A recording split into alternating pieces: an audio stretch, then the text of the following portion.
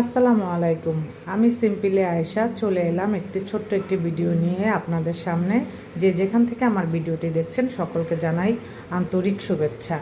আমি আজকে রান্না করেছি দুপুরের জন্য এখানে গরুর মাংস দিয়ে খিচুড়ি করেছি।